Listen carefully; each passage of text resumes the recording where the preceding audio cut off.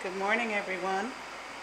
Well, it is a very hot and noisy day here at the Nicholson File Studios. We are next door to a gigantic crane company, and doubtless you will hear a lot of truck noise and beeping and welding and grinding in the background, and I hope you'll still be able to hear me talk. But today is the day to join the bird. I did go back. I kept these covered overnight. And things still do dry underneath the cover overnight. Things set up a little bit. And I went back in like this. And I took a little bit off, a little more off, just to lighten this up a little. But look at what my left hand is doing. My left hand is always on the other side of where I'm carving, because I want to make sure that I'm not carving too much, and you will, over time, develop the ability to get a sense of how much clay remains when you carve. I hope that makes sense. But I'm just sort of feeling from the outside about how much clay I have between my outside hand and the tool.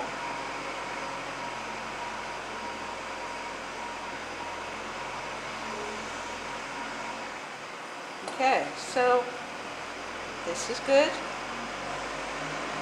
Now I have a lot of leftover clay.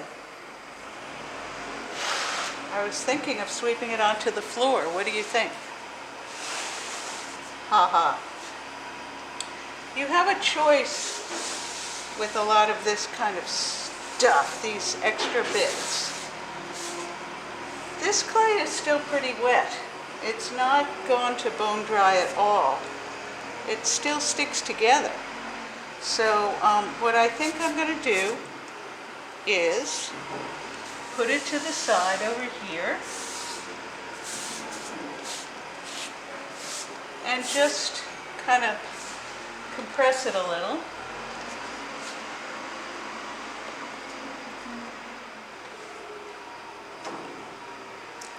Get some water and just wet this clay down a little. And within a couple minutes or so, I may be able to reconstitute this clay and put it right back in the bag. And that'll save me a lot of trouble later.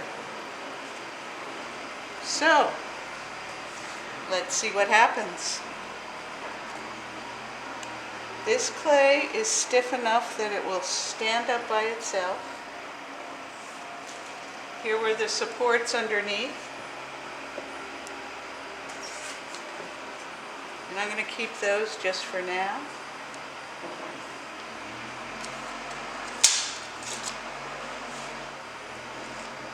I'm going to get rid of that marking line for no good reason. I just want to. But I am going to get a board. Let's see.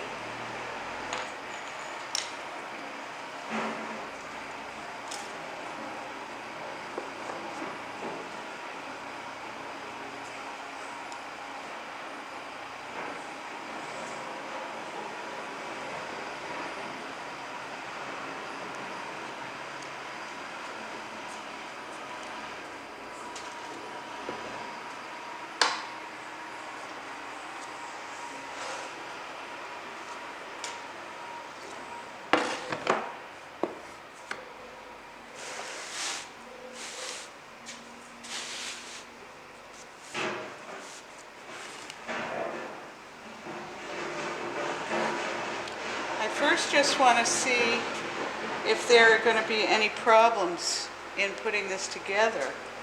And it looks pretty good. So that's good news. Now, I did something here that you'll notice.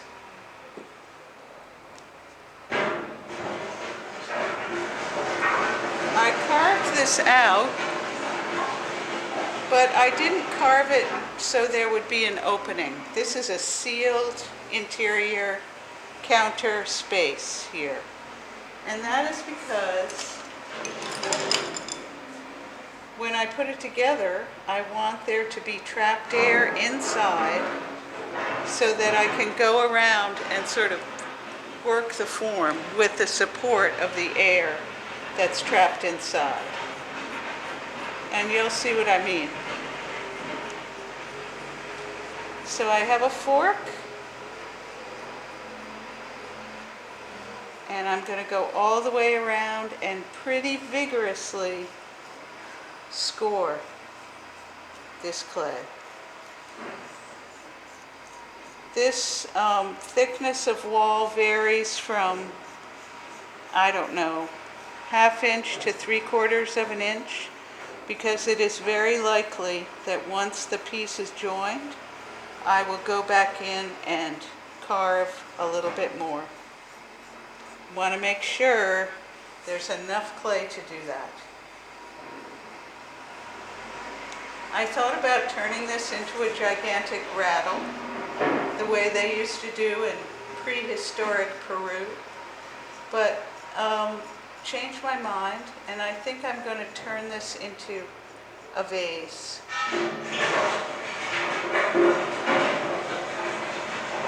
Now I wonder if you can hear what's going on outside. It is quite a busy day in the world of cranes.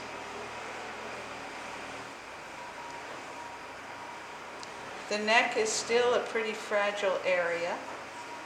I hope I'll be able to get away with putting it together and not having the neck fall off. Okay, so that's pretty seriously scored here. And I'm trying to make undercuts. I'm trying to rough up that clay so it's sort of like a Velcro situation.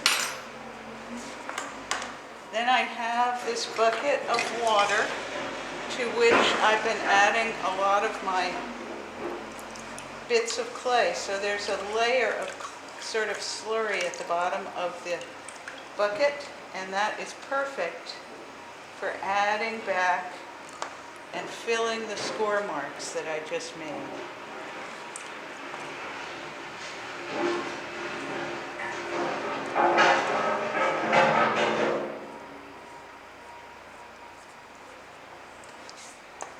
So I'm going around.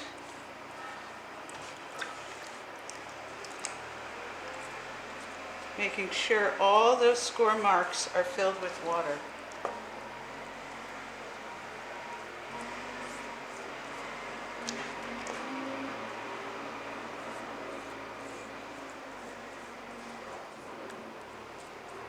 So what this water and scoring does is it creates a kind of a slurry that is going to act like a glue that will hold the sections together.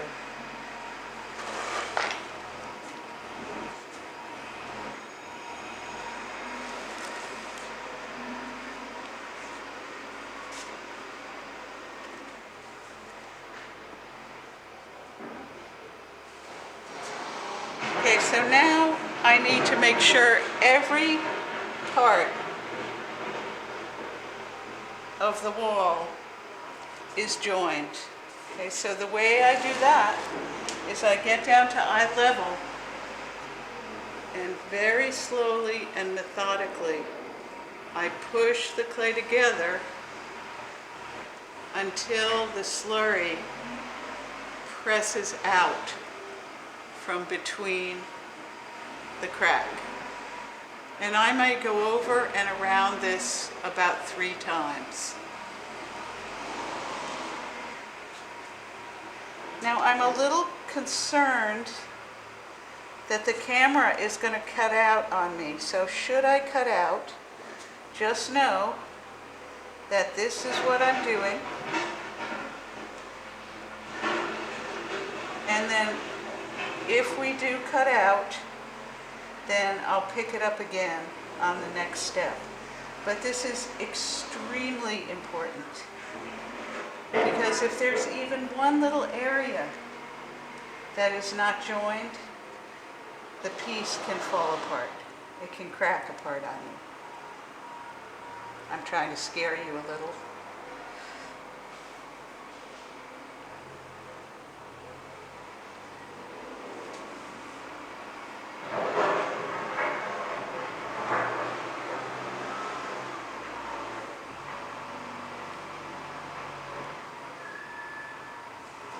Okay, I'm going to go around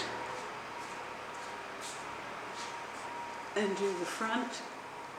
And I'm really pressing with all my strength to get this together.